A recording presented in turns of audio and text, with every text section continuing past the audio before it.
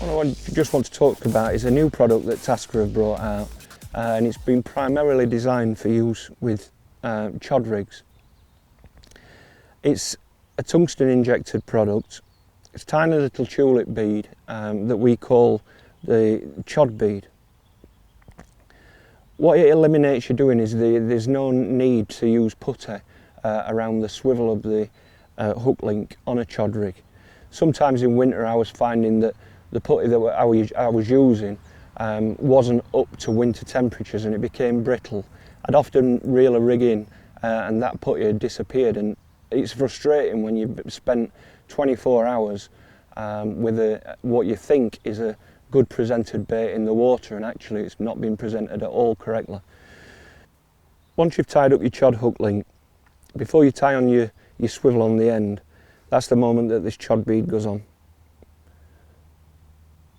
Simply thread it onto the stiff link material. You'll notice that it stays on the hook link. It's not a free running tulip bead, it's a tight grip.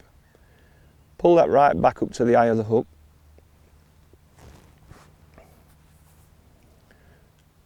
And then what you'll need is a size 11 big-eyed swivel.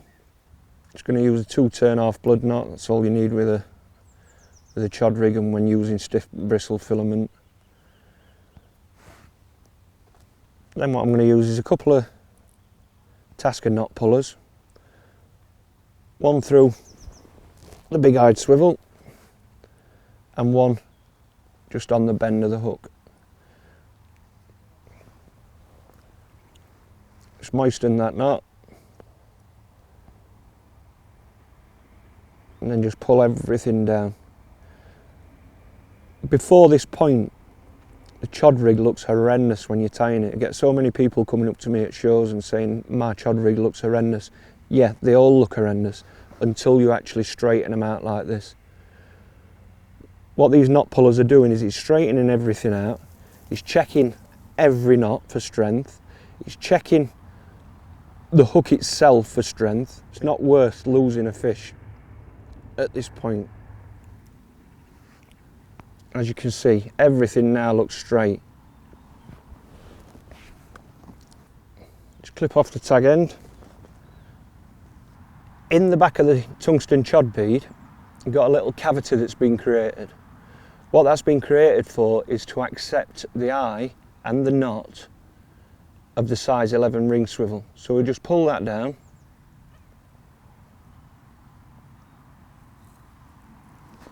Using the puller tool again.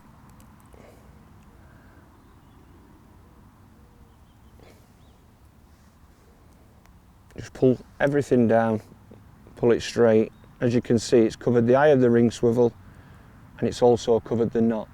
Really neat and tidy. What we'll then do is just tease this chod rig into position.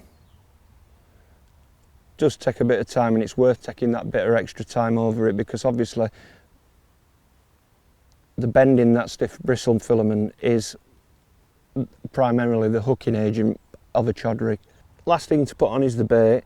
Taska have brought out another product it eliminates the use of tying baits on now with bait floss. I've used these for quite a long time and had no problems with any baits flying off or anything like that. It's a bait screw. It's also been incorporated with an oval ring swivel built into the screw, so it complements this rig and the movement that this rig needs for it to be an effective rig. These are so easy now just to change pop-ups. You don't have to mess about, like I said, with bait floss. All you simply do is take a pop-up of your choice,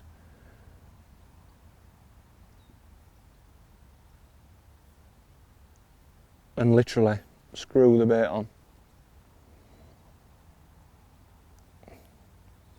They're perfect.